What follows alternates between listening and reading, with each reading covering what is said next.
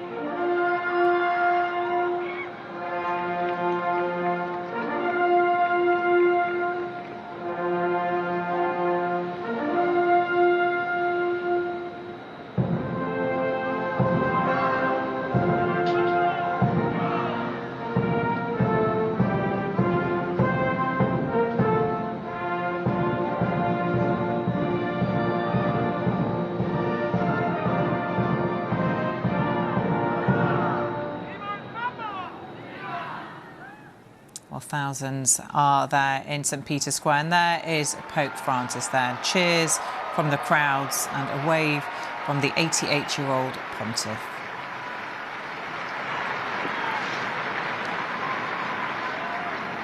He has, of course, been very ill over the past few months and was in hospital with double pneumonia for several weeks, with his condition at one point described as extremely serious. But he has been out of hospital for a month or so now. He is expected to deliver a blessing now. It wasn't even clear whether or not he would make an appearance, but for the thousands of people who are in St. Peter's Square, they will be delighted to see the pontiff. Fratelli e sorelle, buona Pasqua.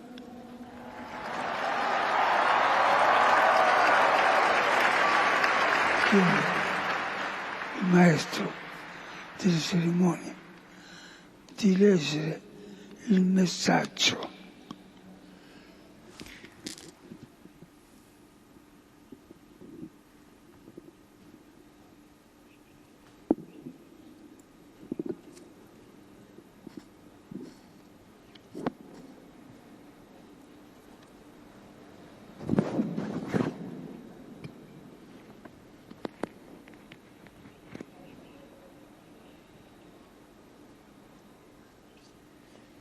Cristo è risorto, alleluia. Oggi nella Chiesa finalmente risuona l'alleluia. Riecheggia di bocca in bocca, da cuore a cuore.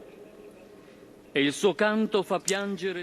the Pope is not delivering the traditional Urbi et Orbi benediction. It is being given to a colleague to do that, given his ill health recently.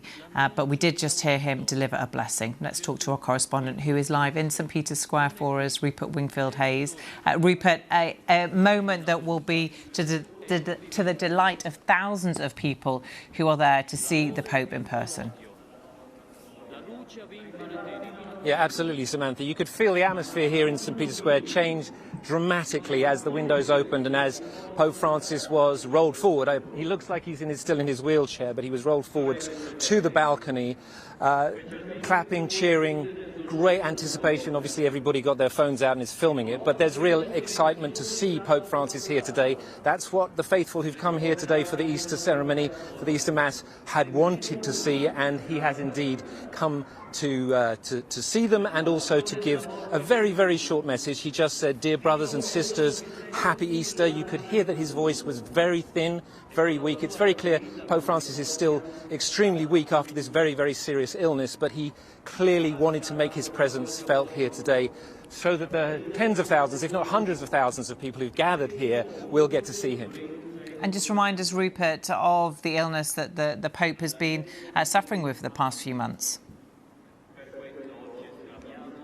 Well, he went down with flu in early March. It then got worse and it turned into pneumonia. He was taken to hospital, and it then got even worse. He got double pneumonia in both lungs, and there were moments when he was in hospital when there were real fears for his life. It was very, very serious. He is 88 years old.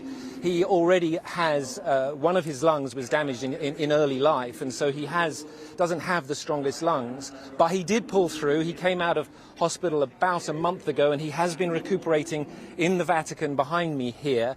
And in the last week, we have seen him making his first public appearances. The first actually major one was meeting King Charles and Queen Camilla when they were in Rome.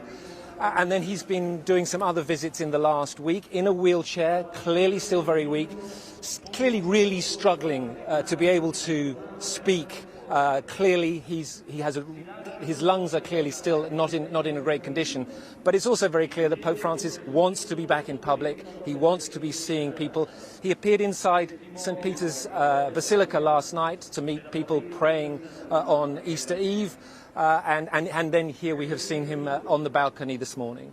And we also found out a short time ago that he's held a private meeting in the past few hours with the US Vice President J.D. Vance, who's been in the country for the past few days, something that the Vice President was very much hopeful for, but it was doubtful that he would have that meeting, but he has had it.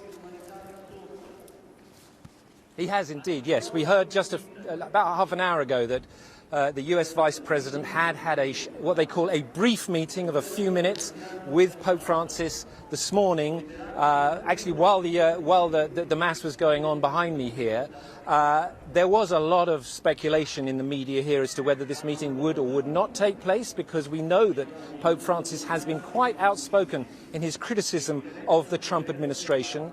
But at the same time, J.D. Vance is a devout Catholic. His Catholic faith is clearly very important to him, and he clearly wanted to have this meeting. And so it has indeed happened this morning, a very brief meeting between the Vice President and Pope Francis. Yeah, and as we continue to watch these pictures of Pope Francis and his colleagues, just explain what's happening now there in St. Peter's Square. Well, we have had about a 2-hour Mass here. It's the Easter Mass. This, of course, is the high point of the calendar, the Christian calendar. This is the celebration of the resurrection of Jesus Christ, of victory of life over death. If you're a Christian believer, this is the most important festival of the Christian calendar. And that's why it is so important normally for the Pope to lead the celebrations here. This is the first time that Pope Francis has not led the celebrations since he was elected Pope. So, you know, it's a big deal, and it's clearly a sign of his health issues. And now we have come to the end of it, really. This is the benediction. This is the blessing for Easter, and then the ceremonies here will come to a close.